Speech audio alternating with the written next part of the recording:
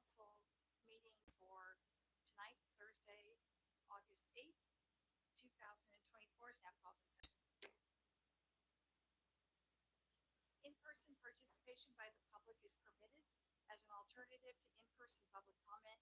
Members of the public not attending in person may submit written comments prior to the meeting by emailing your comments to the Deputy City Clerk at vmchenry@cityofplymouth.org before 3:30 p.m. on the day of the meeting.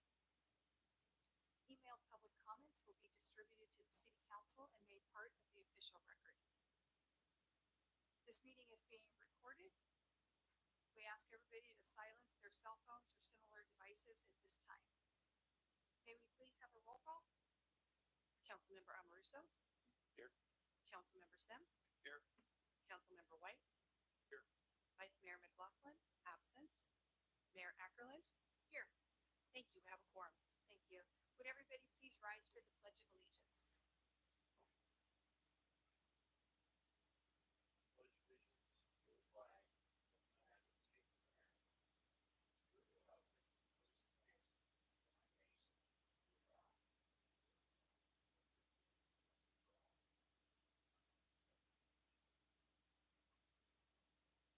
liberty and justice for all.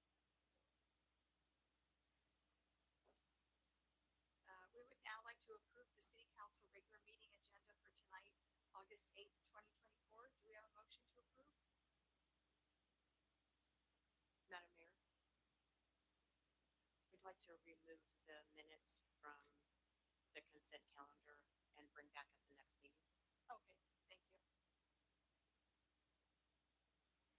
I'll make a motion to approve minutes as presented with what the city manager said, with the removal of the minutes. Be brought back at the next meeting. First we're going to approve the agenda, Oh, the agenda. but we're going to take, as you said, 5.2 Yeah. minutes off. Yeah. Okay, thank you. I'll second it. It's been moved and seconded. Can we have a roll call vote, please? Councilmember Amoruso. Aye. Councilmember Sim. Aye. Councilmember White. Aye, with all those corrections. Mayor Ackerland. Aye. Thank you. Motion passes. Thank you. Item 4, presentations, proclamations, and appointments. 4.1, we do have an appointment to the vacant planning commission seat. Councilmember Amoruso. Yes, I'm going to appoint Gail Shaw as my planner. Okay, thank you. So Gail Shaw is being appointed to the planning commission.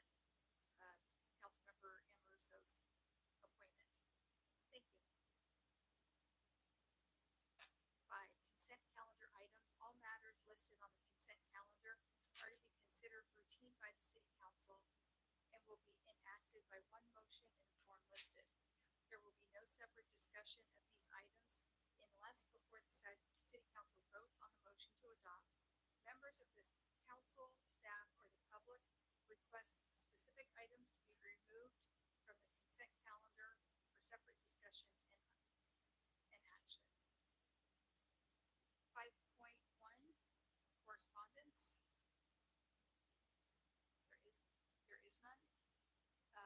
Now 5.2, receive the list of contracts signed by the city manager in the fourth quarter of fiscal year 23-24. 5.3, receive the July warrant register. 5.4, authorize an amendment to professional service agreement with CSG Consultants Incorporated for the completion of environmental consulting services and associated technical studies for Arco Car Wash and Gas Station.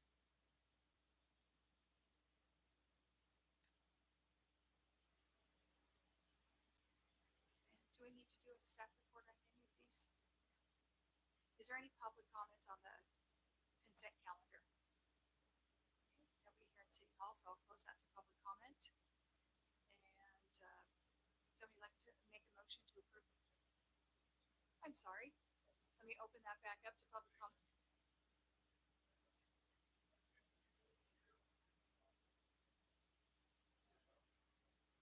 Yeah, let me move it up. Is that better? Okay, thank you.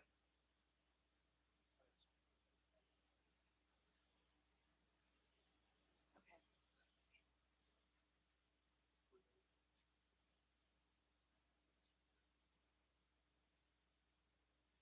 Yeah, let me go back to public comment. I'm sorry, I don't know how I missed that.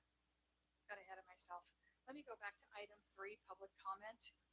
Under provisions of the government code, citizens wishing to address the council for any matter not on the agenda may do so at this time. Please submit a completed speaker submittal form to the deputy city clerk.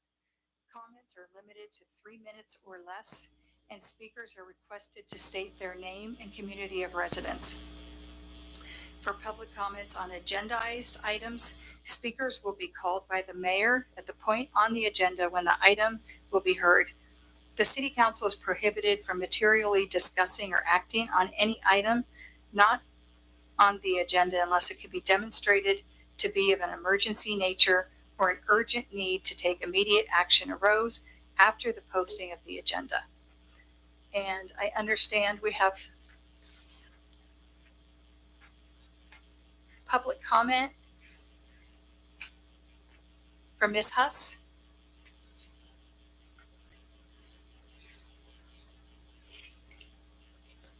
Okay, got to make sure we turn this on, right? Good evening, Madam Mayor and members of council. My name is Mia Huss, and she told me to wait, and I didn't. I'll wait for you. Yeah. Awesome. So, like I said, my name is Mia Huss, and I'm the Outreach and Enrollment Technician at Amador College Connect in Sutter Creek. I do reside in Ione, but like Mayor Ackerlin noticed, I also do write for the Ledger as another job. So, journalist by day, outreach and enrollment technician by night, vice versa. I just wanted to quickly share with you guys some of the programs that we have in our community for students of any age. It could be a high school senior, it can be a retiree, it could be a single parent. These are amazing programs that I think would benefit citizens of Plymouth, regardless of age. And you do have those flyers with you. And also my contact information in case you want to check out Amador College Connect, because a lot of people do not know about it. And it is a really cool place in Sutter Creek. So these programs that I'm sharing with you today are focused with early childhood education and computer science and technology, both free one-year programs that students can achieve. And they're online, very flexible. And like I said, if you're a single parent or a high school senior, you have busy schedules, and these are very flexible to that. So not only do you have the ability to continue your education, you don't have to halt everything to do so. You can still live your life and continue to do that. We have students ranging from high school seniors to retirees, like I said, and these programs are amazing. They're funded by a state grant, the K-16 Collaboratives Grant, and it is just amazing what I've seen students already say about the program, and we haven't even started classes yet. These classes start on August 26th. We're working with other community partners, the Resource Connection, Amador and Calaveras Child Care Councils, Columbia College, and Volcano Communications to make sure for these programs the students get the hands-on work experience they need and also the college courses they need. Again, all free to students. And I would just love for you and other Plymouth citizens to know about these programs, because this is a pretty nice county and a lot of people leave for college. And if you can do that here with the amazing people and the amazing resources we have, I don't see why we shouldn't promote that. So my contact information is on the flyers, and you do have my business card. And if you have any questions or want to come visit the site, you're more than welcome to. I would love to have you. Thanks so much. Thank you.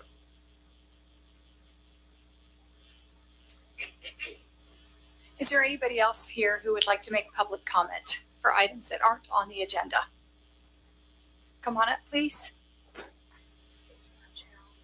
And please state your name so everybody knows your name. Yes, I am Sarah Roberts, and I live here in Plymouth.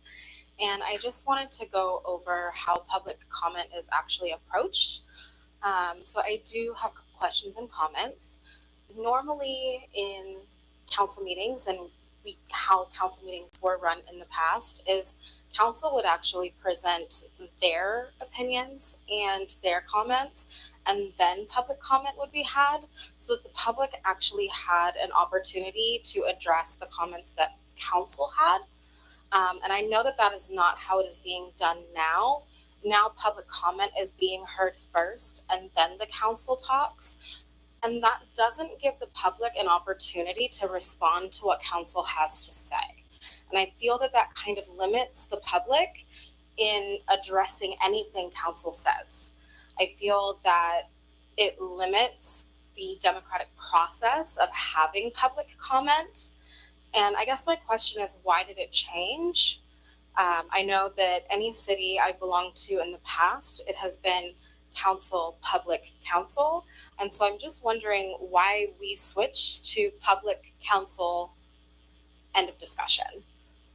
I guess that's my comment. I'm wondering if it's possible to go back. I feel that it's more democratic. I feel it leads to more open communication, more open dialogue, and I feel like more transparency and better communication between community and council, which leads to a better relationship between community and council.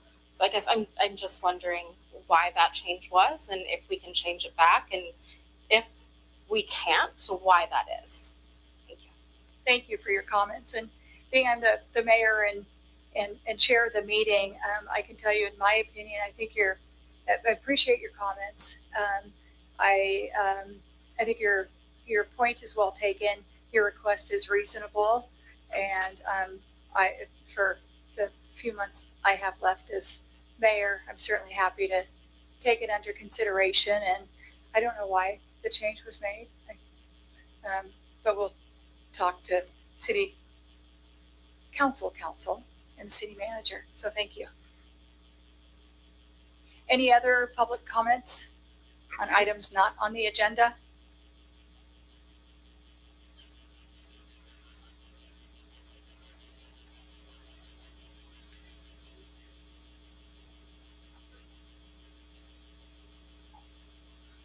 I'm just wondering, do either one of you have any feedback on that, or? No, I mean, it's a council. I actually personally haven't noticed that change, but the council can discuss it and evaluate it. It certainly can be done either way. Yeah. Okay. Thank you. Frank, how does the other cities that you represent do it? I think typically there's a little bit of a council discussion. Usually there's a staff report, and then that's the opportunity for council to ask questions of staff. And in that context, there's some preliminary communication done, and then it goes out to public comment, and then it goes back to council for final discussion and vote. That is typically how I see it, like I said. So that's certainly something council can consider. I guess maybe I've just been asleep at the wheel because I thought that's still what's been happening, but if it hasn't, that's absolutely something council can consider. Of course, we can't act upon this because it is just a public comment and stuff like that. But I think it went that way. I don't want to say out of default or whatever, but I noticed when we would discuss an item on the agenda, and I know when I was mayor, it was definitely council, public council. But I think it got to the point where a lot of times we wanted to hear the comments of the public before we even had an opinion or an idea. I know there's been a lot of times where I go, you know what, we'll come back to me. And I mean, I know I can state many times on record where I said, we'll come back to me because I wanted to know what the public was saying. And I think it just kind of maybe turned that way because of default. It wasn't a purposeful, excuse me. Thank you for the feedback. In my understanding, correct me if I'm wrong, it's kind of always been at the mayor's leisure to choose their style of how they run their meeting. So the mayor could choose what that looks like, how they want to approach that. So I don't think that necessarily is a council thing. I think it's just the style of how the mayor would run their meeting. Okay, thank you. Any other public comment from anybody here? Yes, please come on up.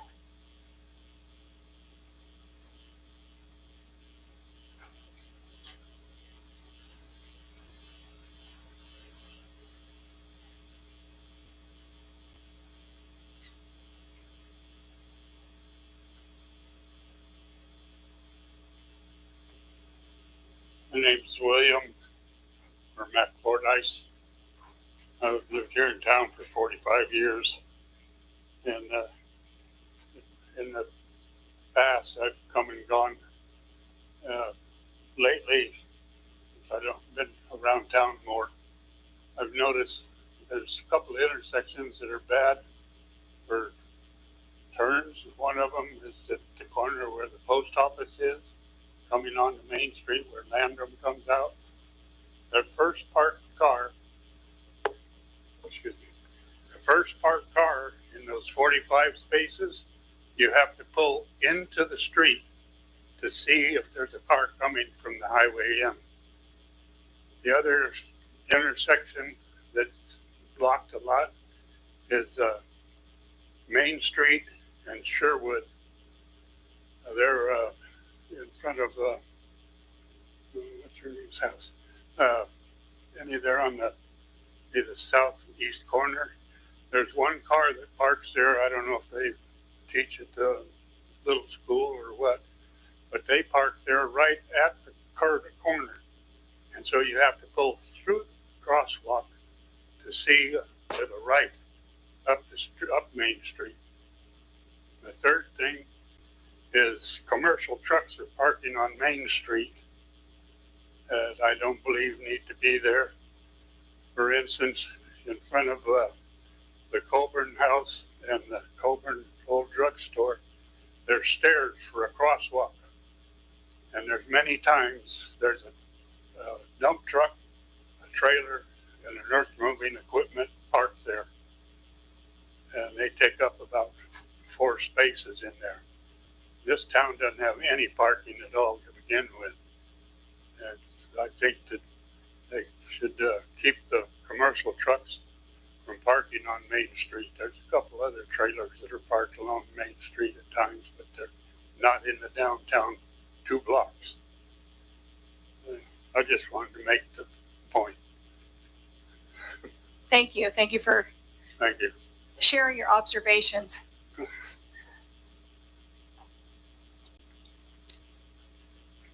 Any other public comment on any items not on the agenda? Okay, I don't see any hands up, so I'll close this to public comment now. And again, I apologize, I missed that. The consent calendar. I reviewed everything on the consent calendar. Do we have a motion to approve the consent calendar?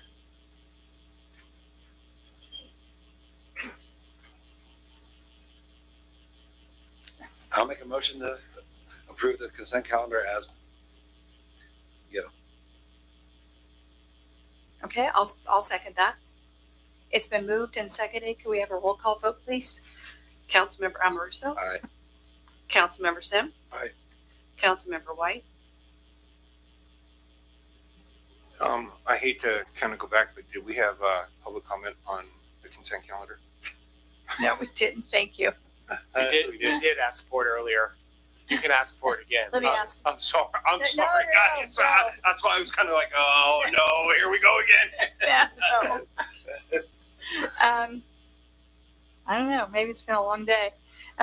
Is there any public comment on the consent calendar? We have not received any written public comment, right? Okay. Is there anybody here in City Hall who would like to make public comment on the consent calendar? Okay. I don't see anything or hear anybody, so I'm going to close this to public comment. Okay, Frank, do we need those motions again? It was just a motion to approve the consent calendar. Yeah, as presented. So need them again. Okay, I make a motion to approve the consent calendar with the removal of 5.2 and bumping everything up. Oh, yeah. 5.2 is already off the agenda, but Yeah, okay, as presented then. Would somebody like to second that? I'll second. It's been moved and seconded. Can we have a roll call vote, please? Councilmember Amoruso. Aye. Councilmember Sim. Aye. Councilmember White. Aye. Mayor Ackerland. Aye. Thank you. Motion passes. Thank you for the reminders. Item 6, public hearings. Item 6.1, to introduce ordinance amending Plymouth Municipal Code regarding burn permits.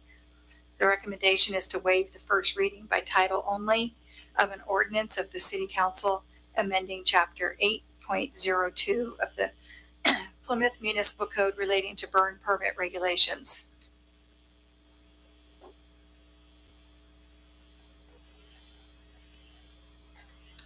Do we have a staff report on this? Madam Mayor, City Council, the item before you is the burn permit ordinance. We are asking that we create a 10-inch safety rule around home structures, fences, and 10 foot? propane tanks. 10 foot? 10 foot. It's an inch. Did I say inch? Oh, that would help, yeah. 10-foot safety rule.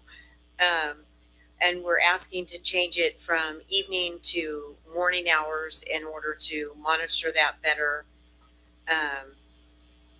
That goes in line with the other cities in the county. We do have the support of the Amador Fire Protection District. We do have Ashley Anaya from the district here, who's the fire prevention officer. If you have any questions for her, staff is recommending that we waive the first reading by title only, and we'll have the second reading at the next meeting for hopeful approval to get this moving and update our burn permit process. And I'll answer any questions that you have, and also the fire district is here for any questions.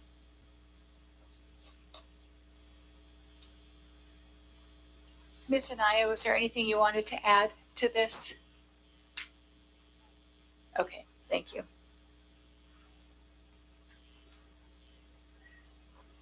Okay, I'll open this to public comment. And we haven't received any written public comment, right? Okay. Is there anybody here in City Hall who'd like to make public comment on item 6.1? Man, things have gotten nicer since I was here. Could you please state your name? for the Mike record? O'Mara, I'm in Plymouth. Yeah, I have a question on the permit. It's not a big deal, but this year, I went ahead this winter to get a permit. Boy, I went to the Amador Fire, I went to the city. Nobody seemed to know what to do. So, and I mean, I'm just keep that in mind when you're doing your writing and all that. Because it just seemed like I just ended up lighting it off. I'd say it, I didn't get a clear idea. It was just kind of look to see what the weather's like, check our online site, I think, for CDF, and go from there. If it's good for the county. But it was just kind of you know what I mean? Make it a little clearer, I guess I could say. Because I did go to City Hall because that's where I used to go, and they said we don't do it anymore. Went to fire, and Current staff is well aware of what the process is and that we do it here. okay. Well, this was last year, so maybe you improved since. We have. Thank Okay, you. Good. Okay. Thank you. Thank you for the feedback. Is there anybody else here in City Hall who'd like to comment on item 6.1? Okay, no other comments. I'll close this and close the hearing. And open this for council discussion. Councilmember Amoroso, any comments? Nope, I think it was well put together. Councilmember Sim? Yes, I like the change of the burn time from the afternoon to the morning. However, I think 10 feet safety clearance between houses, fences, and structures is way too short. I think it should be at least 20 feet. I don't understand 10 feet.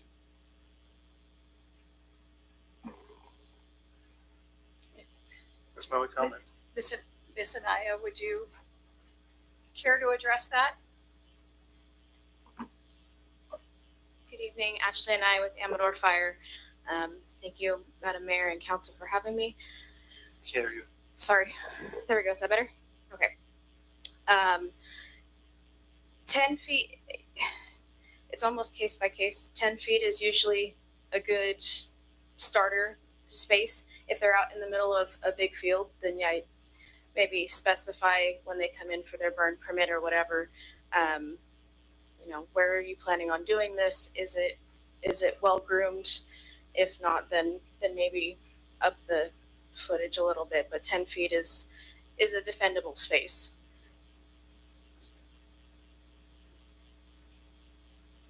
Do you have any other questions for her? No, I mean, I still think if you're burning something near a structure, 10 feet, you and I are about 20 feet apart right now. Mhm. 10 feet's half the distance between you and I. That's not very much.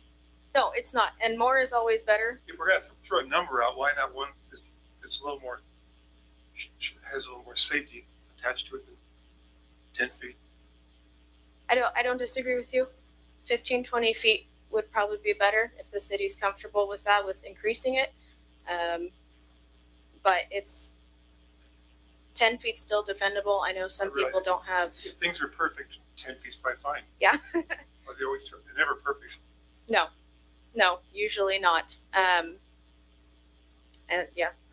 That was my only comment. Thank you very much.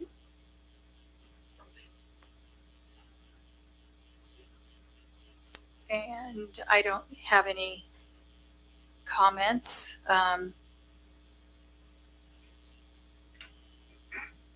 Any other comments or feedback from, yes, please. I do agree with Councilmember Sims. I think in our area and the mindset that we have to have, I am now officially on the California Fair Plan or whatever for fire insurance at my house. And whatever we can do, we're going to have, all communities are going to have to start doing things like this, or we're all not going to be able to afford our insurance when it really comes down to it. So I don't think what Councilmember Sims is asking is unreasonable. I was going to joke around because one side of my house is a zero property line, which, I mean, the next piece of property, my house is right here and the next piece of property abuts it. But that was just me joking around. But no, I do think what Councilmember Sims was asking is, you know, at least to maybe go halfway and then we can readdress this or whatever. But yeah, more is always better. Councilmember Amoruso? With what? The 10 feet or the up to 20 feet? 15 feet, 20 feet. 15, 20? Might as well go for 20. Go for 20. Does that sound reasonable? We can change it to 20 at this meeting and still come back at the next meeting for adoption. Okay, Staff is comfortable with that. okay. Thank you.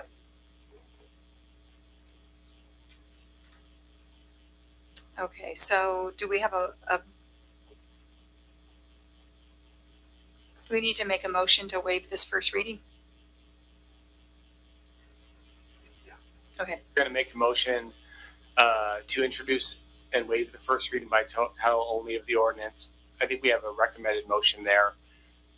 And you would just say with the change of 10 feet to 20 feet. okay.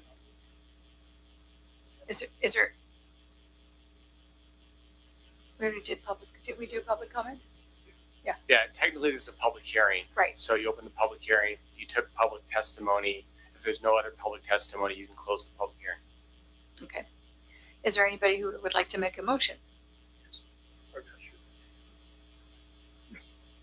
I'll make a motion to waive the first reading with the change of 10 feet to 20 feet. Does that work? What's Technically, you have to read the title of the ordinance. That's why we can waive the first reading. So, motion waiving the first reading of an ordinance, ... It's Municipal Code 8.02 burn permits. Is that the title? No. if you go to the Introduce ordinance amending Plymouth Municipal Code regarding burn permits. No, not yet. The title is on the, you see the agenda packet? Okay. To waive and introduce ordinance amending Plymouth Municipal Codes regarding burn permits. That's what the title says right Okay. there. Would somebody like to second that? I'll second it. Okay, it's been moved and seconded. Can we have a roll call vote, please? Councilmember Amoruso? Aye. Councilmember Sim? Aye. Councilmember White? Aye. Mayor Ackerland. Aye. Thank you. Motion passes. Okay, let's try this again. Public hearing, item 6.2, to introduce ordinance amending Plymouth Municipal Code regarding smoking or vaping and/or vaping prohibition in city parks. Recommendation is to waive the first reading by title only of an ordinance of the City Council amending Chapter 9.06 of the Plymouth Municipal Code relating to establishing parks and recreational facilities as smoke/vape-free environments. Could we please have a staff report? Yes, this item is to enhance our current ordinance for smoke-free parks to add the vaping element. County Health is trying to have all of Amador smoke and vape-free in all of its parks countywide. And so we are trying to partner with the county in adding our parks to that regimen. And so this ordinance would in fact make all of our parks in town smoke and vape free. And so staff is supporting the ordinance that is before the council tonight to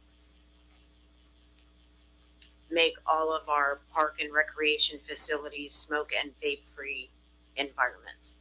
And that would include our pool and Lodge Hill, because those are both facilities are considered parks in Plymouth.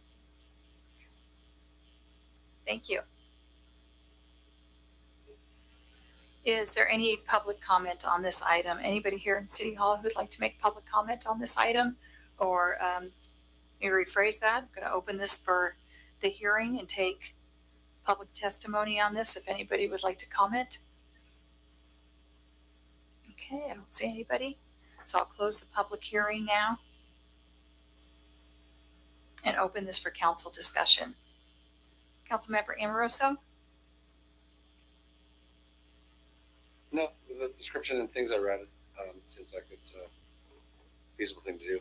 My question was, I thought we were already smoke free, but I didn't realize it was adding the vaping element to it. So that cleared it up for me. So that's all I got. Thank you. Councilmember Sim? This vaping has become a big deal, and I'm happy that we're going to change the code to add vaping with cigarette smoking as well. I think it's a good thing. Thank you. Councilmember White? I'm good.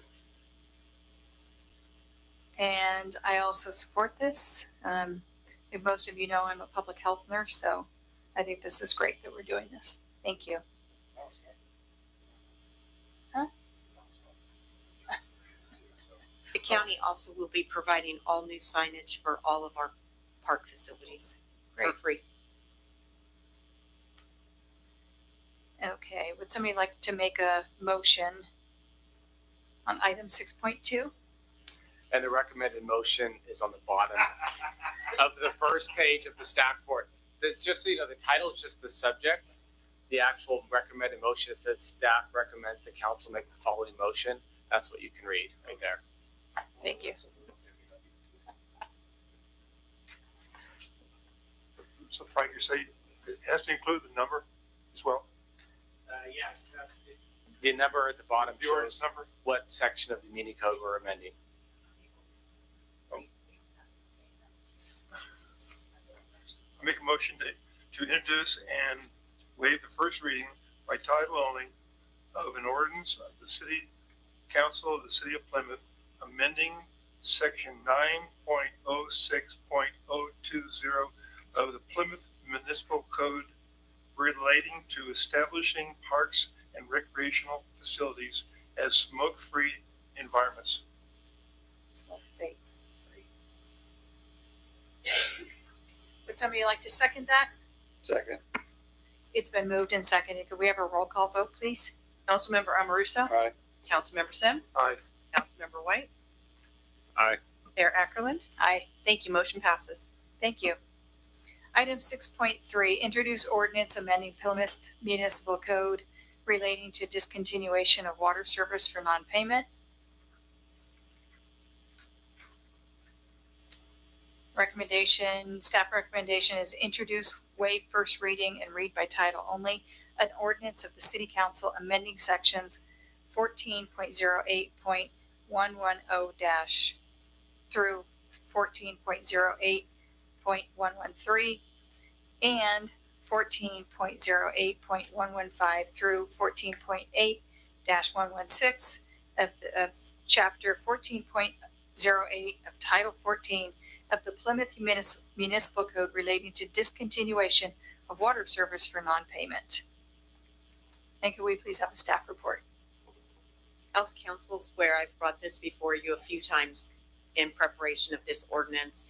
This is to reduce the number of notices that go out to delinquent residents for their water service, to reduce the amount of work that staff is doing to notify them that they're late on their water bills, saving staff time, paper, stamps, in order to notify them that they're late on their water payments. And they'll still be notified twice, with the last notice being a red door hanger on their doors that they're late, with giving them 24 hours notice to pay the city. Staff is recommending that the council introduce and waive the first reading on this ordinance so we can bring this back and get this adopted for updating the municipal code to bring this in. This will bring us into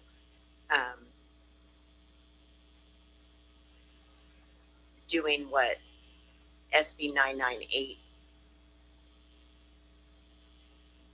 says we have to do, so we're still in compliance with state statute.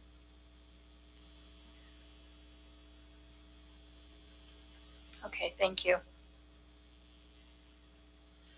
So I'll open the public hearing now and take public testimony. Is there anybody here in City Hall who would like to comment on this item? Okay, I don't see any hands up, so I'll close the public hearing right now and open this for council discussion. Councilmember Amoroso? I got nothing. Councilmember Sim? I know we talked about this at length a few meetings ago, and I think that in order to make it a little more streamlined, it's very necessary. So I'm supportive of this amendment. Councilmember White? Yeah, I got a few comments on it. Just because working in a service industry where we send and do a lot of things, the amount of stamps and labor behind all that. And I'll be real honest, I'm one of the guys who uses the ability of, I like when I get the little door hanger because I need to pay my water bill. But in all honesty, this is taxpayers' dollars that we're dealing with the stamps and everything else. And if we can save the city a little bit of money, of course, it's ideal. You got to think that way. So I'm very much positive on it. So and labor. Thank you, and I agree. I support this, and I agree with what Councilmember White said. If there's a better way to utilize our resources here financially and staff-wise, if it frees them up to, I know they have a ton of things to do. So thank you for bringing something that is efficient for the city. So at this point, would somebody like to make a motion on item 6.3? I make a motion to waive the first reading and read by title only of ordinance of the city council amending sections 14. Am I on the right part? I thought I was on the right part. 1408.110-14.08.113 and 14.08.115-14.08-116. Doesn't seem right. Is it? Chapter 14.0 of Title 14 of the Plymouth Municipal Code relating and discontinuation of water service for non-payment. I think I got through. I'll second it. It's been moved and seconded. Could we have a roll call vote, please? Councilmember Amoruso. Aye. Councilmember Sim. Aye. Councilmember White. Aye. Mayor Ackerland. Aye. Thank you. Motion passes. Thank you.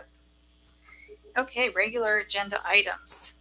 7.1, adopt resolution 2024-14, approving assignment of the franchise and contract for solid waste handling service within the city of Plymouth to Delta Container Corporation / Republic Services. I hope I said that right. The staff recommendation is to adopt resolution 2024-14, approving the franchise and contract. And could we please have a staff report? So on July 22nd, I received a letter from ACES Waste Services notifying us of their intent to sell to Delta Container / Republic Services. And in their contract in Article H gives them the right to have their contract assignment to another company, and it has to make certain findings, and Republic Services meets those findings. Republic Services is one of the larger companies within not just the state but in the country. They have 39,000 employees with 16,000 trucks on the road, and they operate the 5th largest vocational fleet. I can tell you, I've used Republic Services before I came here in the Bay Area. That's who my provider was. I can tell you, I think they're top notch. So I think we'll be getting a good carrier. In addition to the daily operations, they have their eyes on the future, currently operating 77 landfill gas and renewable energy projects, and they're adding 39 more in a joint venture with an energy tip in the next decade. So I feel comfortable recommending that we approve this resolution and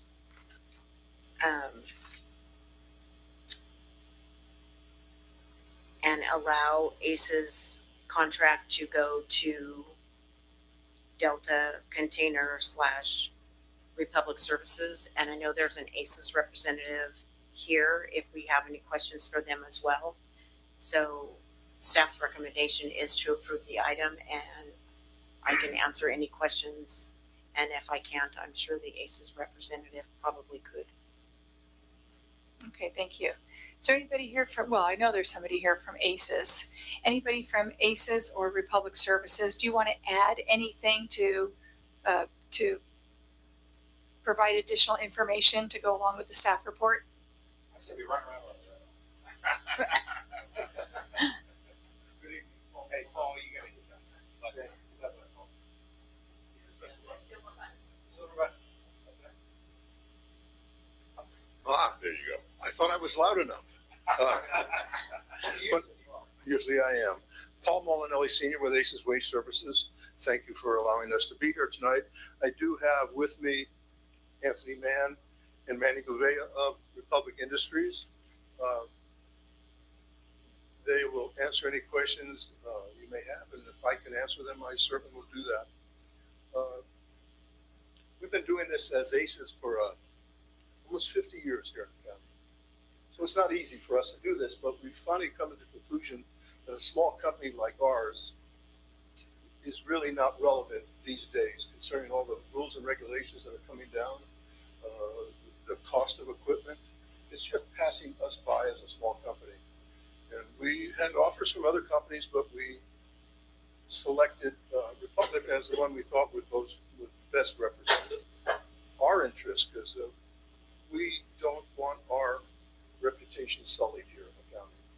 And I'm confident, and we're confident. By the way, I have my son Jason, my son Paul Jr., and our assistant general manager Johnny Platts here too. Manny, if you can come on up. Anthony, if you have any questions, here we are.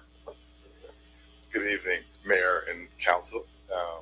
I don't have much to add to what City Manager Roberts added in terms of what Republic Services is and what we do. I would say that we're a large organization. We've been in Northern California through our legacy companies for over 100 years. But I like to say is that we're going to operate here like we do everywhere in the country as a local organization. Local employees, local leadership that lives in the community. Every ACES employee will have a job with Delta Container Republic Services, and we will remain. We want to build on what Paul Sr. just said, the legacy of what they've done in the community, right? So we're going to invest in local vendors and organizations and associations. We will be a pillar in the community, and we'll do that through the employees and the leaders that live here in this market. So we're excited about that. I know that we sent to City Manager Roberts our audited financial statements. So again, we have that wherewithal. We don't do any third-party financing. We own all of our assets. That gives us that ability to invest back in the community and in our own business, right, for the future. So we're excited to be here, and again, we can answer any questions that you might have. Thank you. Are you, the biggest in the nation is waste services, right, or waste management? You're the largest. Are you like second largest, third? We are the second. Second largest. You had to say that we're not number one, right? No, Are it's you fine. taking over the facility where the transfer station is located on Point Vista? So if we haul our trash, we'll go to the same facility? It will go to the same facilities, that's correct. Nothing really is going to change. Nothing's going to change. It'll be as is. The garbage is picked up That's right. That's right. in a timely, neat fashion. Right?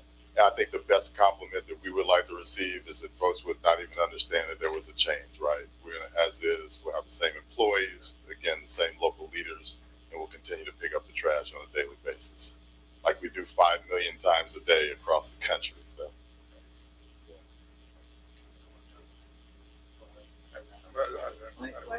Why don't we open it to public comment first, and then we'll go back to yes, all right. Okay. We're gonna open this for public comment, which I have a feeling might take a minute, less than a minute, and then we'll come back and see if council has questions. Thank you. Is there any public? I'm going to open this to public comment now on this agenda item. Is there anybody here in City Hall who would like to make public comment on this item? Okay, I don't see anybody.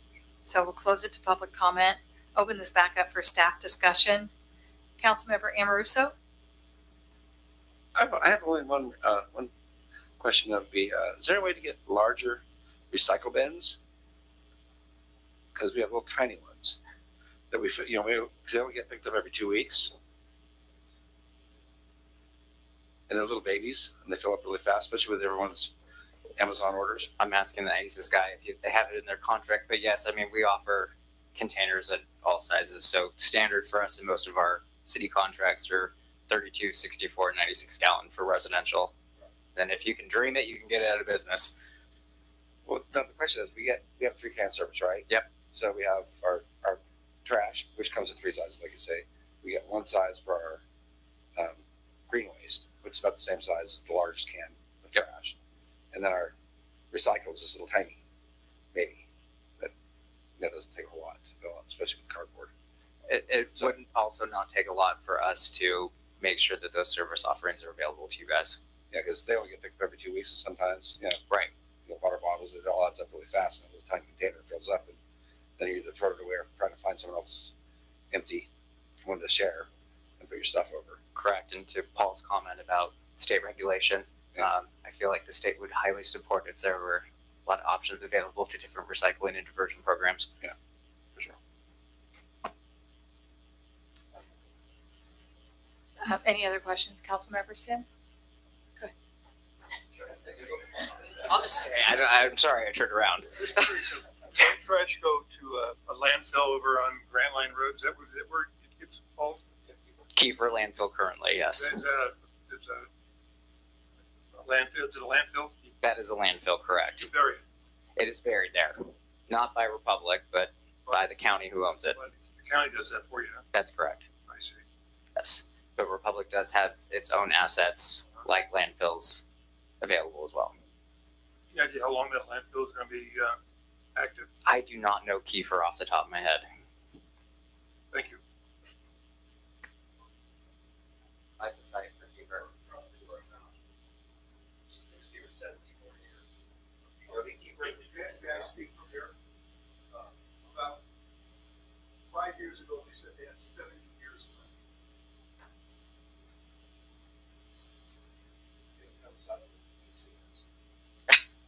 Councilmember White? So, I don't want to say I had a little information beforehand and stuff like that, but I'll just throw it out there. Paul Jr. and I usually have coffee in the morning together, and I found out right after. And that was my big concern, and I love hearing about how nothing is going to change. This community is so much. I'm going to tell you, the Molinelli family, everyone knows them in the community. There's high regard and high respect to the Molinelli family in this community. So that, but I'm super excited. Retirement for the partners that are getting to retire, I'm super excited about that. And I just think that you guys reiterating that statement that hopefully you don't notice anything change is going to be huge. That's going to be the biggest factor in all this, because that's huge. We're kind of a small community. We like local, so, but I mean, I also understand when it's time to retire and when it's time to carry on and things change and stuff like that. So, I'm excited, looking forward to it. I learned that in 39 seconds of having coffee with Paul. Because I bet you he did. was stopped at the table about 16 times. So, yes, you're loud and clear. And I'd say that's one of the sense of pride with Republic, to Anthony's point, is we are a large company, but we are local folk. And so when it comes to supporting the community, what's been tradition is what's intended to keep. Thank you. And I'm not exactly sure where my husband, when he cleans out the garage, where he takes everything, Buena Vista. And he takes our dog. She always goes for a ride, and whoever works there always gives her a biscuit. So I hope that continues. And then another fun fact about the Molinelli family that may come as a surprise to the Molinellis here is somehow I am distantly related to you by marriage. We'll talk about that later. So you know who I'm talking about in the Bay Area. And anyway, we don't have to take up time with that. But I don't have any questions about this. As long as my dog continues to get her biscuits, I'm happy. No more council discussion. Would somebody like to make a motion?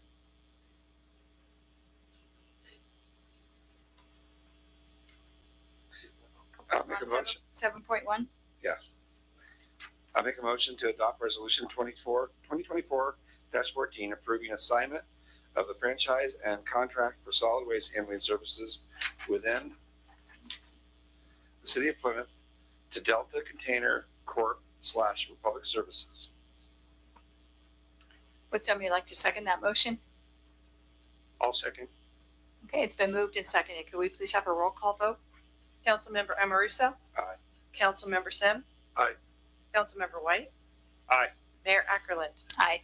Thank you. Motion passes. Okay, thank you. Before we move on to item 7.2, would you guys like to take a minute? I'm thinking you probably don't want to sit through the rest, and we understand that.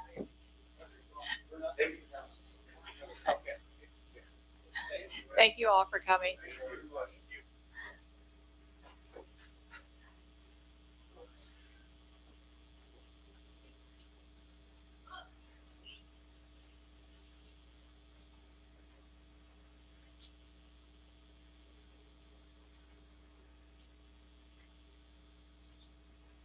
Okay, item 7.2, receive presentation from City Council Ad Hoc Committee and take public input on the possible McGee-Sharkey Park grant renovations. Recommendation is to take public input on the initial design. Could we please have a staff report? Which figure you're just going to introduce us as the ad hoc committee. Yes, Mayor Ackerland and Councilmember Sim are the ad hoc committee.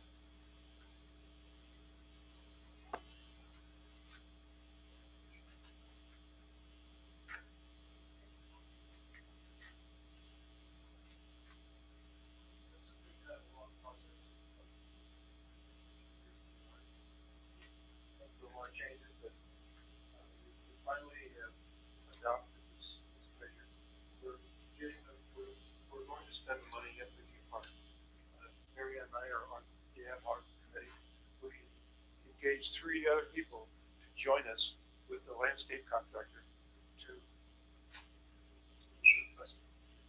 this drawing. This is the first drawing, the second and third. And it's subject to change. The thing that we learned through the process of doing this project is first of all, we get about $177,000 to make these changes, beautification changes. And 20% has to be ADA assigned.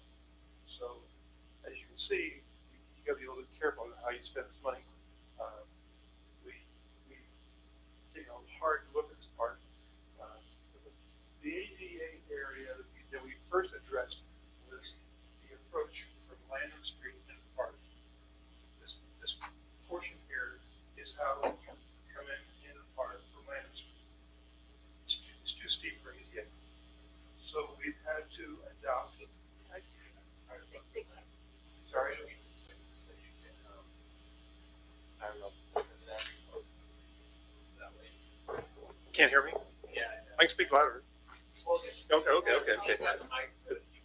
The first thing we had to address was the AD portion of this project, and this strip here, this walkway, is too steep for ADA. So, in order to lessen this area here, we've had to adopt a switchback, coming in here, down and back. So if you come in on obviously if you're in a wheelchair or a stroller or whatever, this is a much easier way to come into the park and then come down. There will be stairs here for people who don't need to do this. So we had to kind of do some juggling in here to make this work. This approach here will go all the way down to Main Street. That is the biggest ADA issue we had to deal with. I think we've done a pretty good job. Sorry. And the switchback, exactly. And we're going to do some planning in here, putting in some curbing, etc. There's been a lot of social media discussion about something that we didn't even ask for, but the architect said, okay, sorry. The architect put a shade structure in the middle of the children's park with 2 tables under it. We're not going to do that for 2 reasons. One is it's very expensive, and second of all, we're going to take a lot of space up within that park where the kids play and run and so forth. We don't need that right now, so we're not going to be doing that.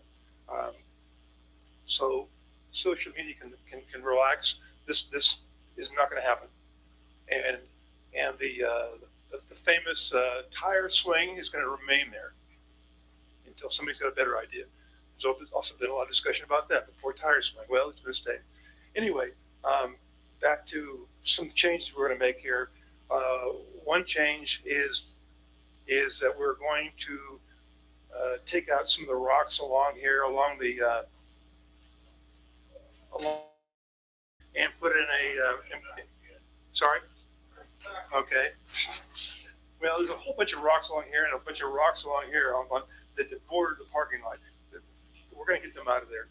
Kids are playing on them, and they're dangerous and they're ugly. And we're going to improve a walking trail from the park over to the pop-up park. And it's going to be a concrete trail and a path, and there'll be planters along here. It'll be very attractive. Along here, there'll be the same thing. Some plants along here as well as a border. And we're going to be removing a lot of the old concrete that's cracked and has a lot of damage to it. This is the old concrete here. This up here, it's just rock. And this will be concrete as well as this. And then we are going to there's a border along here that will. I don't think we're going to be able to save it because it's attached to the walkway itself. So this will be all new along here. A couple of the the issues that the public was saying that they needed more walking spaces, a little more concrete, a little less mud, et cetera. We're gonna address that. We're gonna put in some more trees. These 3 trees here in this little triangle down here by this Main Street have to come out because unfortunately there's a sewer line under here, and there's also a cleanout box here for this building. So unfortunately we're going to have to at least remove these 2, leave this one. Hopefully, these are all new. New tree here, new tree here, new tree here. This tree here exists. Not a lot of changes within the park itself, except maybe we may add a table or 2, but by the gazebo, the money cannot be used to repaint or whatever, so we may have to use other monies because it's getting to the point where it needs to have some work done to it. So we're not going to change the kids area. It's going to stay the same. The biggest change will be the approach from Landrum through the switchback and this pathway that we're going to build all the way down to Main Street, and the pathway that runs from the park over to Papa. We don't have. We're about to. Once we get this approved, then we'll put some numbers together and see how much money we have to spend, whether we have additional money to spend, etc. But right now, this is what we're looking at. You want to add something to this? I'm gonna move it so you could get a better look at it. I don't wanna knock it over. It's fine.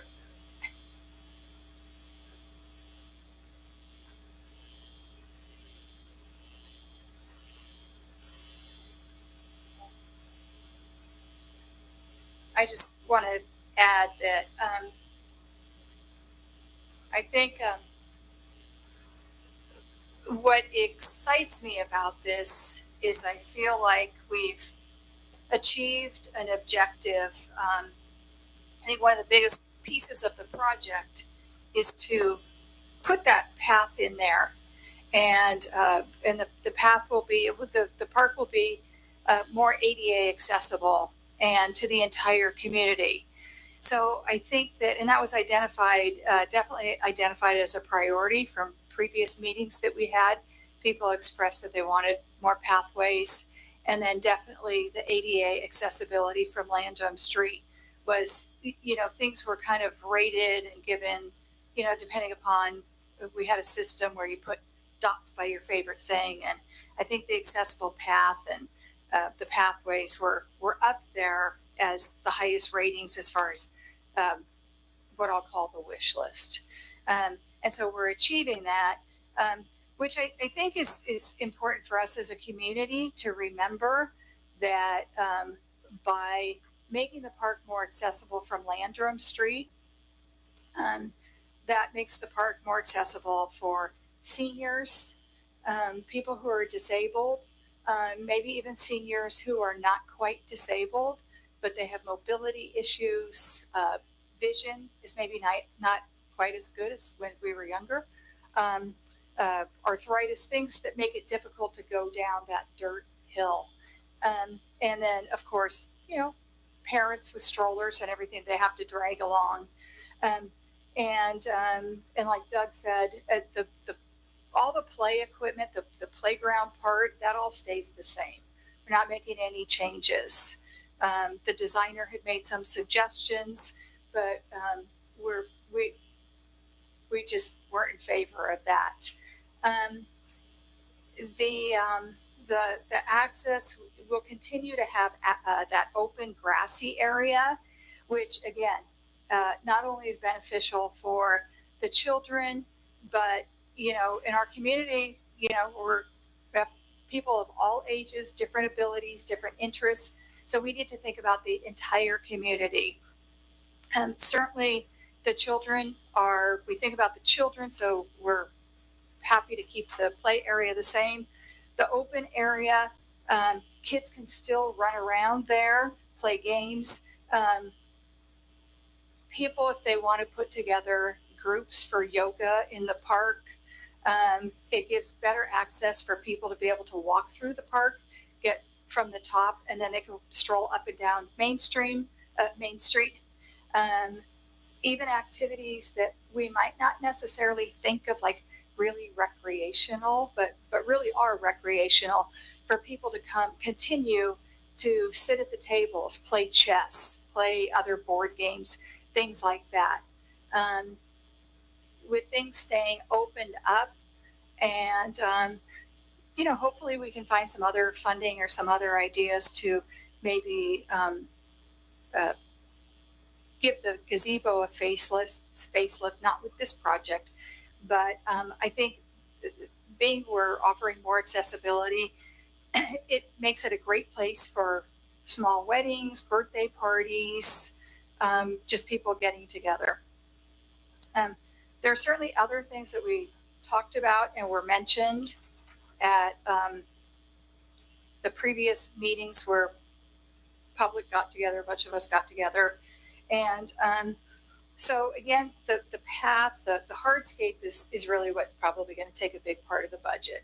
But there was also a lot of talk about, whitewashing the bathroom or giving it the restrooms, giving it a facelift. When it comes to planting the flowers, shrubs, trees, that sort of thing, I would love to see the community come together, and this could be organized by members of the community where we can have kids involved in planting. There was talk of a butterfly garden in memory of Councilmember Kleinfelter. I think it would be wonderful if the community could organize some volunteers to do that planting. I think she would be delighted by that. So there are other things that we can do to supplement this with other sources of funding and volunteer work. And I think that is all I have to say about that.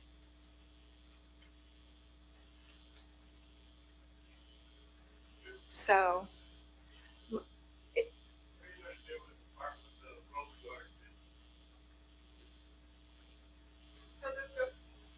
So this year, this will stay the way it is, so there will be a path around it. The roses will stay in there. There will be an addition of additional plants. So I think that will be greater. I don't know how else to say it. I think it will be a lovely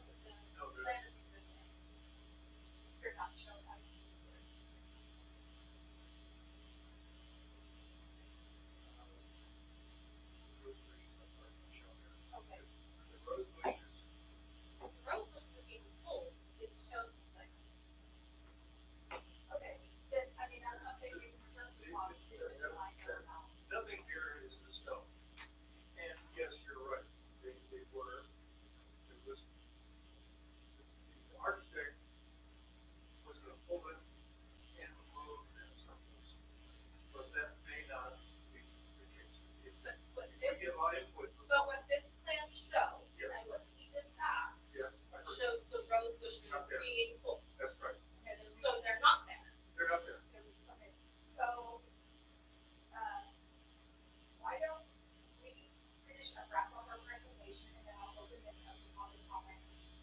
I just want honesty. That's what we plan to do. But that's not the case. Oh. I, that's what I. Mayor, my name is Okay. Okay. So we're done with the presentation. It was my understanding that the roses will still be in there. If I misspoke, I apologize. But I heard the last conversation we had, and he said to me, the roses are not there, so we'll look into it as well. You leave there, look around it, or we can move them, they are not going to go away. So that has not been decided. so let me get this out of the way, and then we'll go back up and open this to public comment. It's like, without input, we don't know exactly what's important to people. I'm not sure how passionate you are about the roses, but if you are, then we will make sure that. Hold on, let's just, we're not gonna do this. The mayor and Councilman Sim are gonna go up there and make public comment.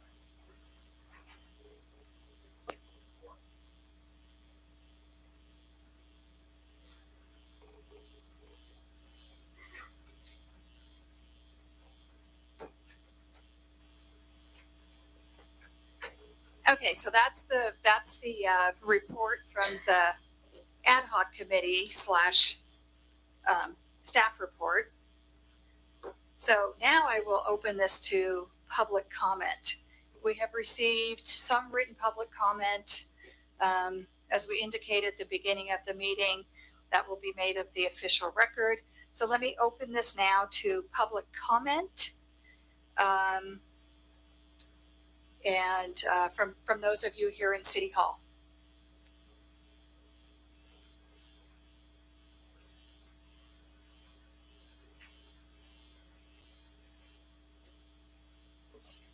Madam Mayor? Okay, I don't really know what to say. You're doing great. Anyway, I have, If we could get your name, please. Wyatt Roberts. Thank you. So for the park plan, I know that you are going to be taking, removing, and placing things. I believe that we could use a tree over by the over by the gazebo. There's chairs, maybe benches. We could use maybe a big tree for shade. And also, I believe that we in the park, I think maybe for running room for the kids, we could remove the tree from the middle. And also, hold on, let me look at my list.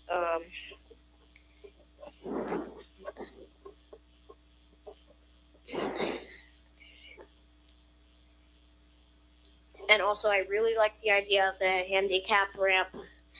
I believe that it would work very great. And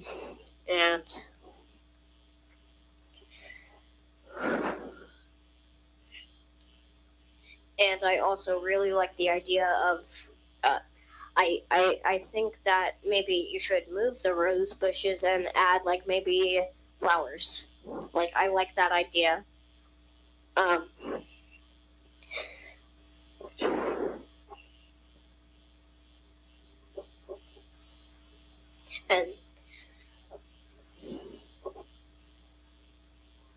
And that's all. Thank you. Thank you. And I just want to comment, it takes a lot of courage to come up and do some public speaking, and you did great. And it's great to see a young person at a city council meeting. So thank you. And definitely, I think your feedback, you have some good suggestions. So thank you. Sarah, did you want to come up and make public comment? I am Sarah Roberts. I live here in Plymouth. I do want to apologize for speaking out of turn and out of line. I am passionate about this. As you can see, I have a 10-year-old who plays at this park. I was also part of the committee meetings where we gave suggestions on what to do with this park. I feel as though none of them have been heard, and the only one that is being used is the ADA access, which 10% of the funds have to be used for ADA. So I feel like the only reason that's being heard is because it has to be used anyway. I have gone over the council meetings that have pertained to this, and I have watched council members go from backing Lodge Hill to backing McGee Park to agreeing with what's on the list to not agreeing with what's on the list. I have watched you council members for months go back and forth over this project, and I have to say it's very disheartening. And I have heard some statements come out of specifically you, Mayor Ackerland, and you, Councilmember Sim, statements come out of your mouths that are very disheartening and have given me a lack of faith in what this ad hoc committee has done, given that you two have run it. I feel that there have been ulterior motives for this ad hoc committee from the start. And given that the ad hoc committee, when formed, was given warning by Councilmember Amoruso and Vice Mayor McLaughlin to continuously keep the community's opinions at the forefront, that hasn't been done here. What I see are a bunch of trees and beautification when this grant was given for recreation. On April 11th meeting,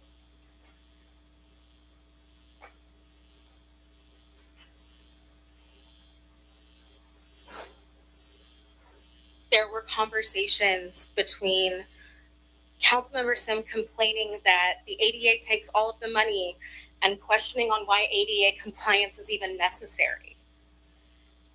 And then on April 25th's meeting, you, and this is a direct quote from you, Mayor Ackerland, commenting saying that these choices just aren't jumping out at me in reference to the community's opinions on what they wanted to see done with this park. So it doesn't surprise me at all that I see nothing of what the community wanted in this park.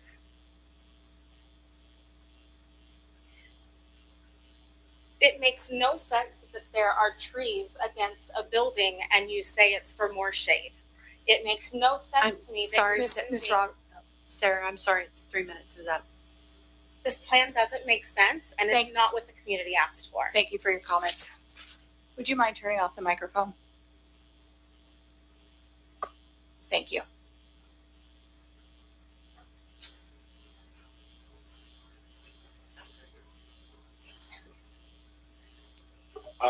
Just a couple things. I'm stepping in this kind of late.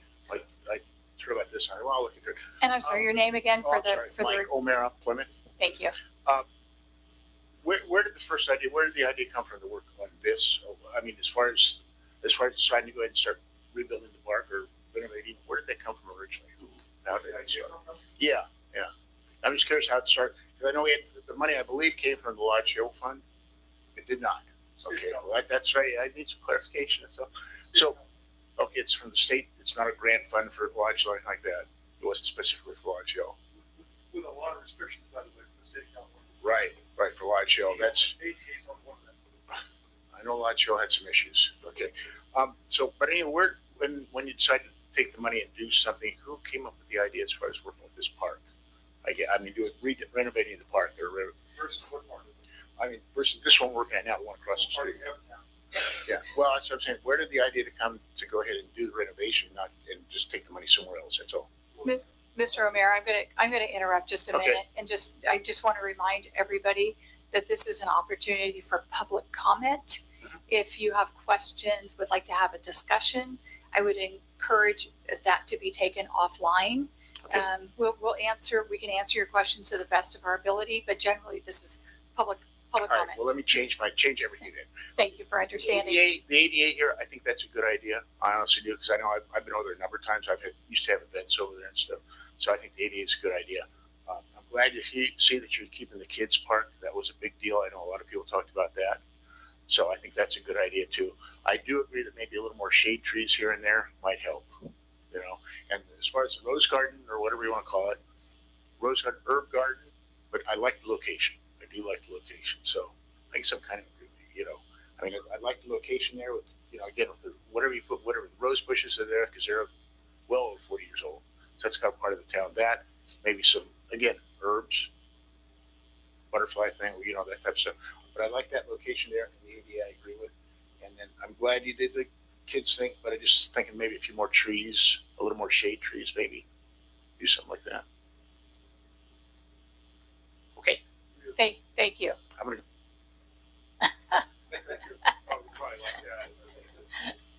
Thank you. Is there anybody else here in City Hall who'd like to make a public comment on this item?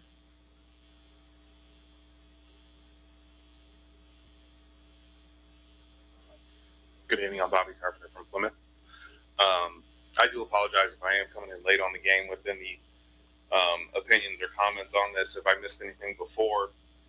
But I just wanted to be on the record and say something about a hydration stand somewhere, like a drinking fountain, within reasonable distance from the actual park and the play structures.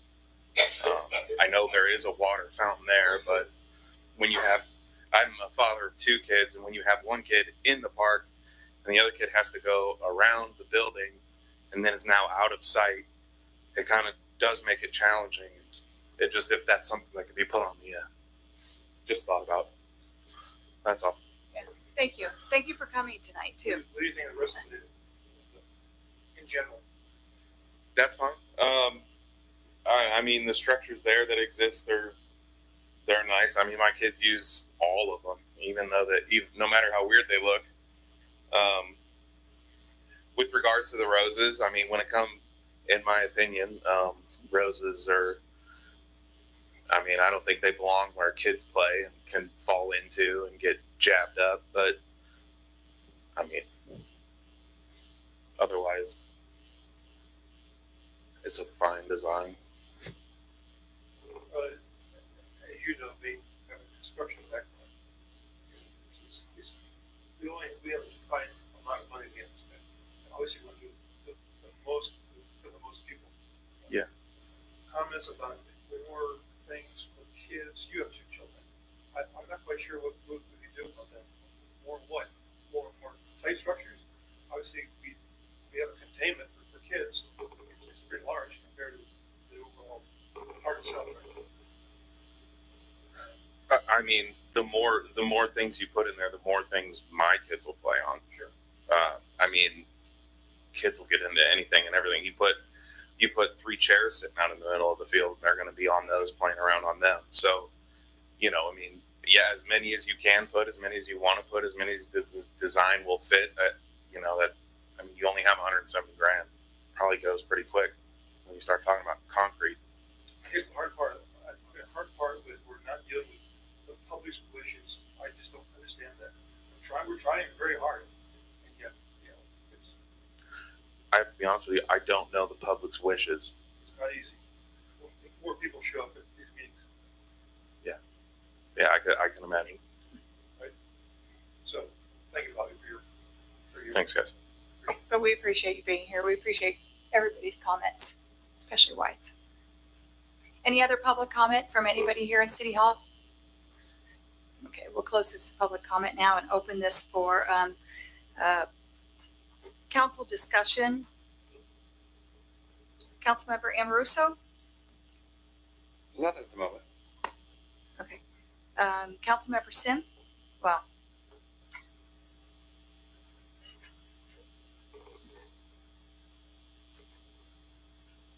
as my good friend down the table says, I'm good. Councilmember White?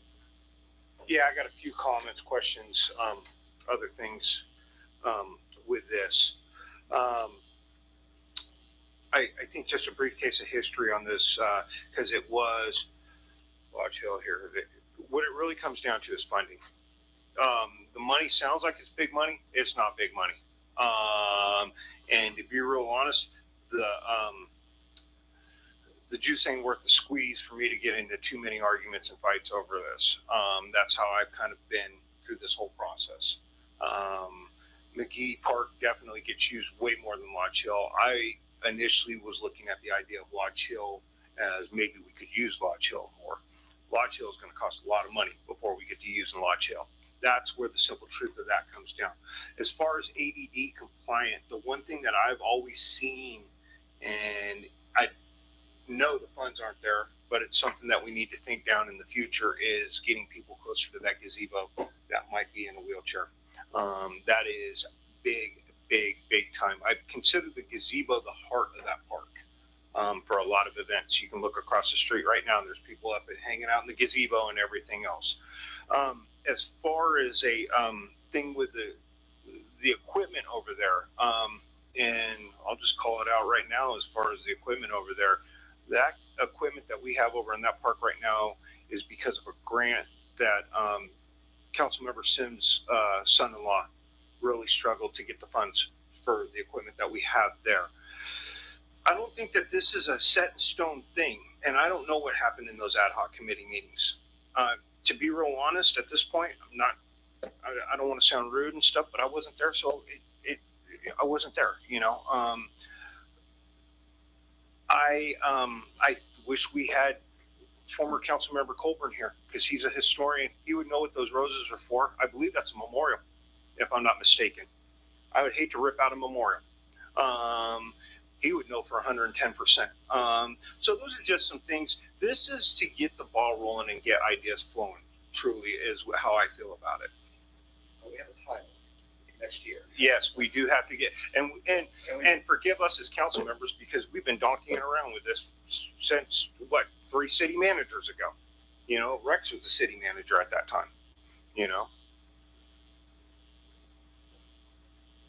Thank you. Yes, please. Everything you said was right on the mark.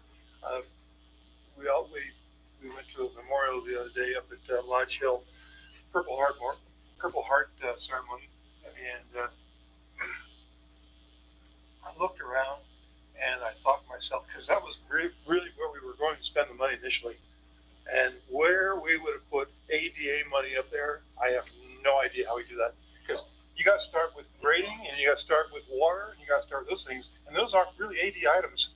So we would have been in a real pickle having to spend this money up there.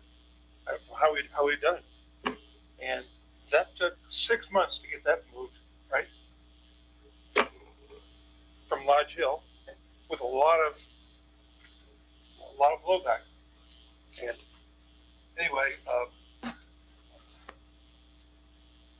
I guess we need to decide tonight if we are going to have another reach out meeting. I think we probably should. I hear roses, I hear things, and we need more input. There's a And we meeting talked on, about there's a having one meeting on maybe Saturday. a week from tonight, when there's a lot of people in town, and have people come over here would be good, or Saturday, it's up to you, but I don't. Well, there's a but meeting we on, had a Saturday meeting before, and then we have 2 people here, so it's just, I mean, well, it's already been advertised Saturday at 10 a.m. they probably jumped Here. it up and, So we have to have that We have because to it's have already been advertised. okay. But I also wanted Is that next coming Saturday? this Like day Sat- tomorrow? this Saturday. This Saturday. at This 10 o'clock. Saturday at 10 Okay. o'clock. But I also wanted to do it on a Thursday that there's not a council meeting, where there's a farmer's market, and potentially have the table over at the farmer's market and get input from people that are at the farmer's market, I like and that. have drawings at the farmer's market, get their input, write it down, and get it all typed out and brought back to the council, so the council can see what people are providing at the farmer's market, where they're already at an event. They're not having to come out special. Yeah. And hopefully get more public input at that like that. Thank you. Then I could have staff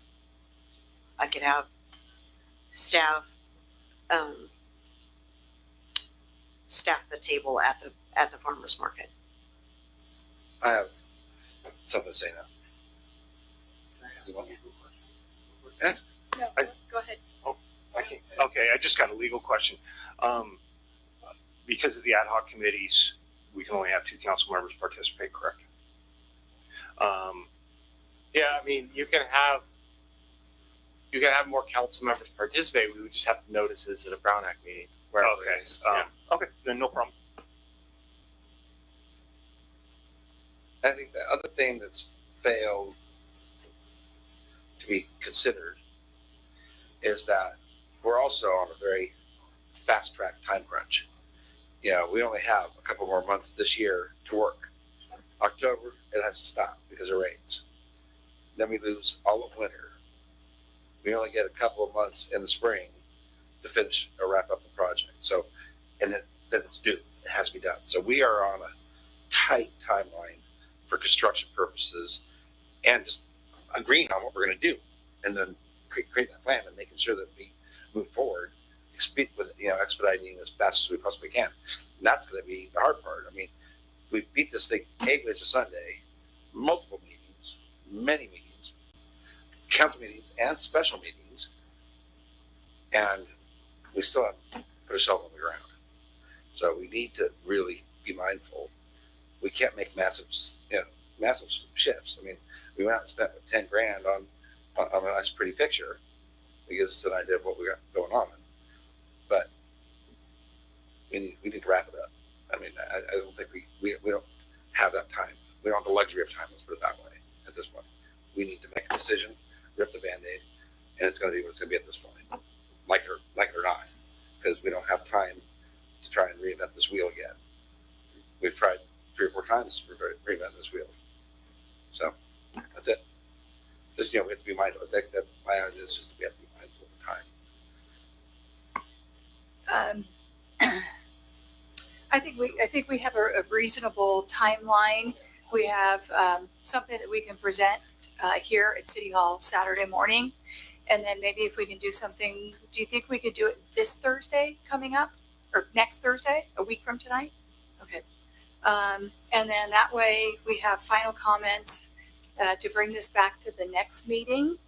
And I think that we have taken a large concept, narrowed it down to something that we can work with some final tweaks. And I think the idea of suggesting, and this is me speaking personally, that I have some type of ulterior motive is absolutely preposterous. I don't have one. This is a park for the community. We're trying to do what we can with what little money we have and make it an enjoyable park for the entire community, keeping the kids in mind all the way up to the seniors and those that are disabled. So I don't know what everybody thinks that I'm doing behind the scenes or anyway, but I think it's nonsense.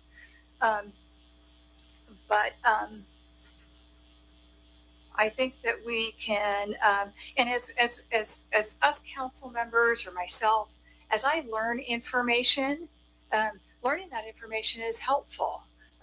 I wasn't aware that there were plans to remove the rose garden.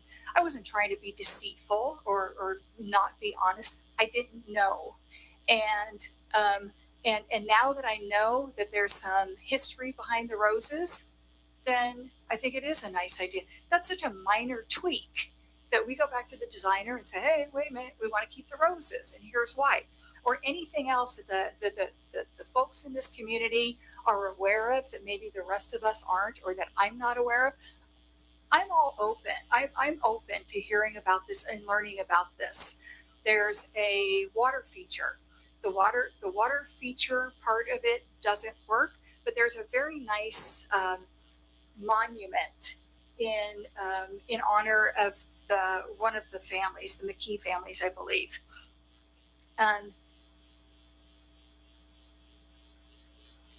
We can talk about maybe refurbishing that somehow, moving it. But my point is, there's nothing dishonest going on here. If we end up with a project that the entire community can enjoy, and I don't see a problem with that. And yes, there were suggestions by the designer to remove some of the play equipment, and we said no, we didn't want that. but that is his job, is to give us suggestions. So that's all I have to say about that. I'd like us to see move forward on this and make some minor tweaks.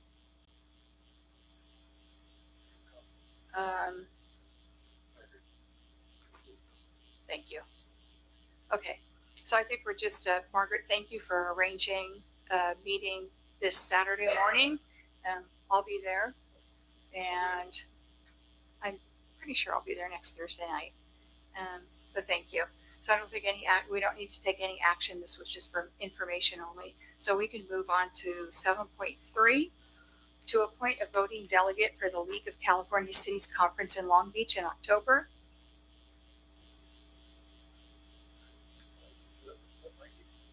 And first, can we get a staff report?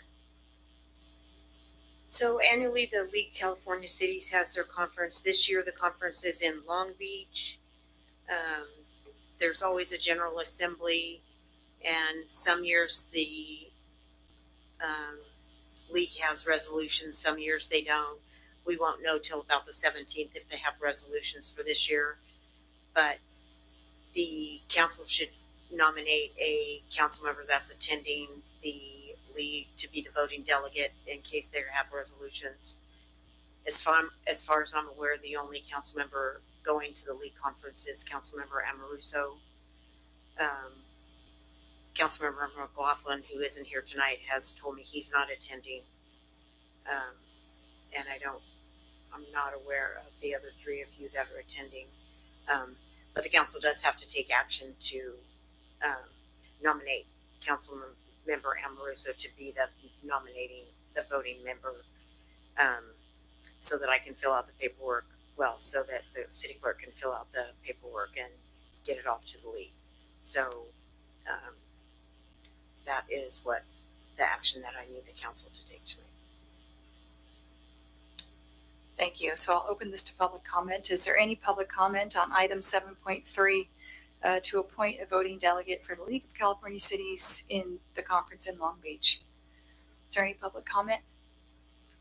Okay, no public comment here, so I'll close that to public comment. Open it for staff discussion. We'll start with Councilmember Amoruso. Does this sound like a fun thing for you? You all in to be the delegate? Sure. Any other comments? No. Councilmember Sim? If Councilman Amoruso wants to go, I'm all for it. Be our delegate. Councilmember White? Looks like you're going to the LBC. And I support this. So would somebody like to make a motion?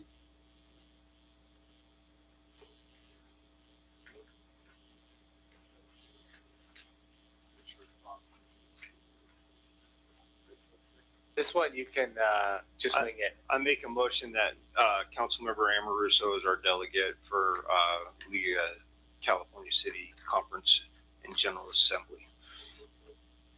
I second.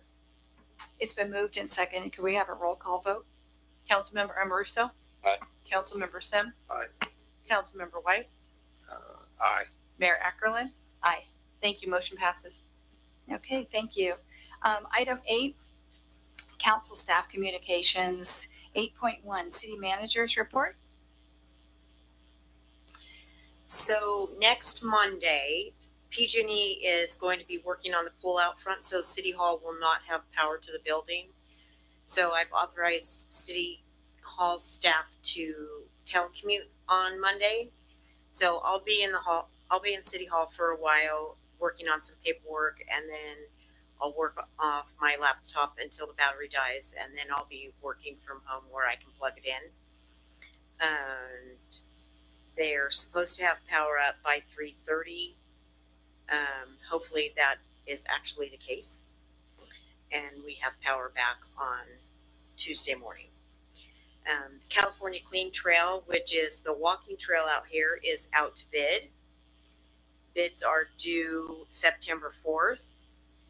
Sam Sherman, who's been our District 10 representative, has moved on to a different position in the state. So we have a different project manager for the trail. His name is Daniel Ha. But Sam has ensured us that he will keep engaged in the project to ensure its success. So sad to see Sam move on, but he is going to be working in something that he's very interested in at the state. So the Sacramento Division of the League of California Cities is having its second annual cornhole tournament.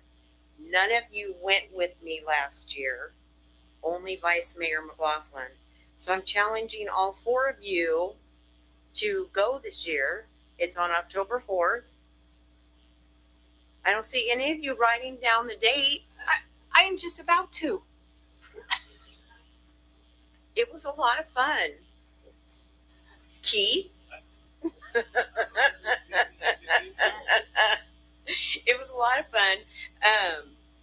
It's in teams of two. They feed us lunch and play cornhole in the afternoon. Let me know if you want to go. I'll make reservations for everybody that wants to go. ACT adopted the initial study mitigated neg deck on the 2024 Amador County Regional Transportation Plan and the 24 Regional Transportation Plan update. I have a copy in my office if anyone's interested in reading. None of our projects that we submitted were approved for 2024. We're hoping to team up with the county in presenting a plan for next year for Old Sacramento Road, since it's a main thoroughfare to get through to Sacramento, to get through to Folsom. So we're hoping to write a proposal to ACTC for that project. And that concludes my report for tonight.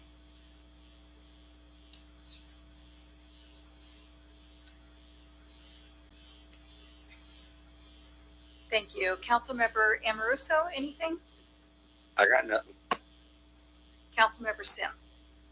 I'd just like to add a couple things about the walking trail, the Caltrans project. It has been advertised, and I've even been I've been called by a couple of people outside the area who received a bid or an advertisement to bid, and they've both of them turned it down. They're too far away. They feel that it's too small of a job for somebody from Sacramento or Modesto or Sonora to do that. It's $1 million job. And so Sam asked me if I knew anybody, small contractor in the area, Plymouth, Amador County, that would be willing to bid the project. Small paving project. There's a couple of them locally that I hope they do. One here in town that we all know has chosen not to do it. He's not a paver. So hopefully we get somebody that is willing to come in and do this project. The big boys don't want to do $1 million job and drive an hour away. So I really hope that somebody steps up locally and does this project. That's it. Councilmember White. Okay. I guess we'll make the announcement here now. On Sounds of September, I'm going to announce the bands. First weekend is the Family. The second weekend is going to be DJ Ison and Triple Threat. We'll go back to Family's Rockin' Country. DJ Ison is Rockin' Blues. The third weekend will be the Barnstormers, who play classic rock. And the fourth weekend will be Doppelganger, who is a kind of a party rock band. And that will be the four bands for Sounds of September. Sounds of September has been moved to Saturday this year. We felt that we could get bigger crowds and would be a competing element to the farmers market. And, What an amazing fair, 80 degrees on Saturday and Sunday. Come on, that's amazing. I don't ever remember fair being like that. So, yeah. I think that changing it to Saturday night is a great idea. So I just want to share, as everybody knows, we had the Purple Heart ceremony yesterday, and the city staff did an absolutely amazing job. Lodge Hill looked great. When I first heard that it was going to be moved to Lodge Hill, I kind of thought, it's kind of nice to have it outdoors, and but I thought Lodge Hill was, I really kind of preferred it. Not just because of the weather, but because it just seemed like a more intimate gathering. And the decorations were amazing. Public Works staff was very helpful with ensuring that all parking went smoothly. I just can't compliment you guys enough for everything you did, from putting out the Margaret's pointing at you two over there. You okay, Dana? Anyway, it was fantastic, and of course it's a humbling, it's a, I don't know, somber occasion, and it was just great. Yeah, well put together. So thank you, everybody. I also want to thank city staff, specifically Margaret, Frank, Mike McLaughlin has been involved. We've been having some meetings and following up and trying to get things squared away. I know at the last meeting in June, one of our residents brought up concerns about in Zimbabwe Ridge some of the landscaping, and there's been a lot to sort through.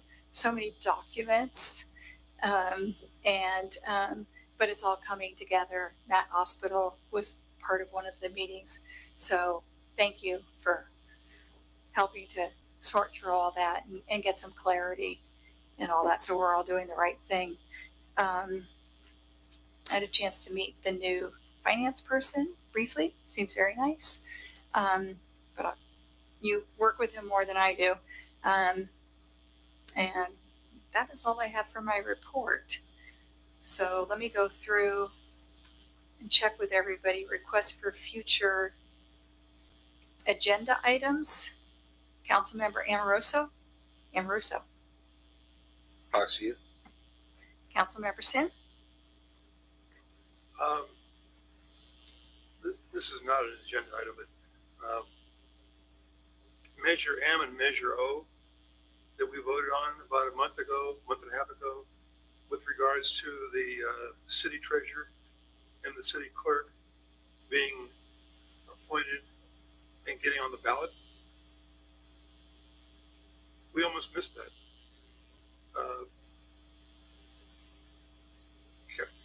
Councilmember Amoroso went to Jackson to pull his papers, and Ione was there turning in their petition because they're doing the same thing.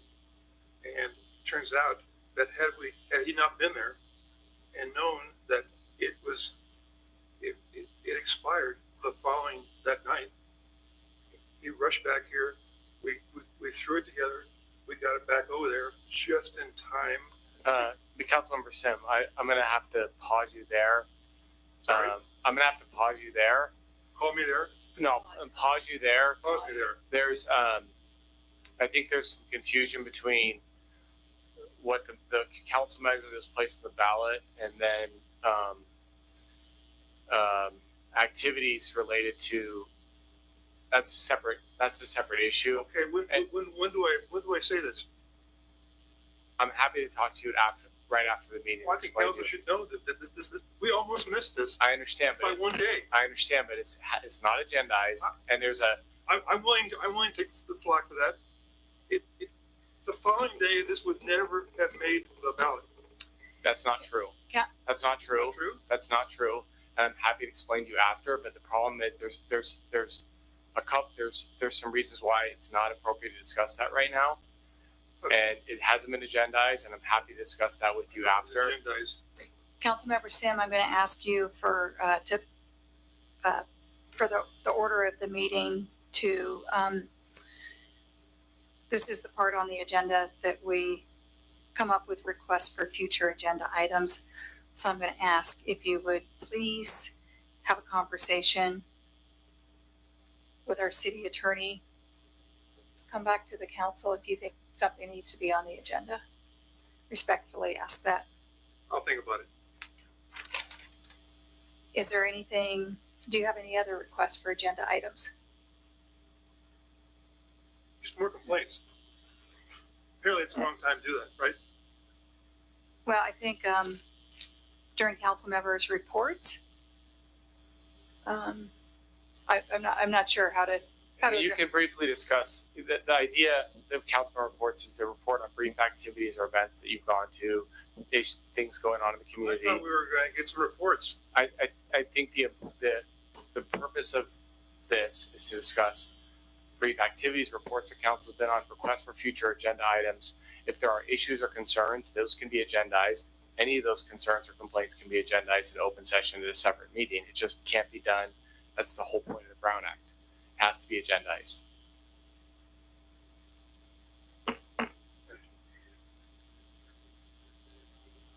Okay, my request for a future agenda item, and I would want the council's thoughts on this, obviously. Well, prior to when the budget comes back to us, I would like to see us have a discussion on I believe it's the Community Benefit Fund. And, I think it's gonna be a quick discussion. That money is all accounted for in that budget line Okay, so you'll be giving us an update? when we bring the budget back. Okay, awesome. Would that be sufficient? Yeah, I think one of the other things I'm wondering is what are we allowed to do with that money? And how does it work? When I was reading through the developers agreement, it said something about, money is spent for certain things. I don't remember what right now, but with council approval. So I'm just kind of wondering how it works. It would be for information. Okay, I'll bring a report back on what we can spend it on Okay, before we bring the budget back. okay. Okay, that's all I have. Anybody, anything? Okay, all right, the meeting is now adjourned at 8:30.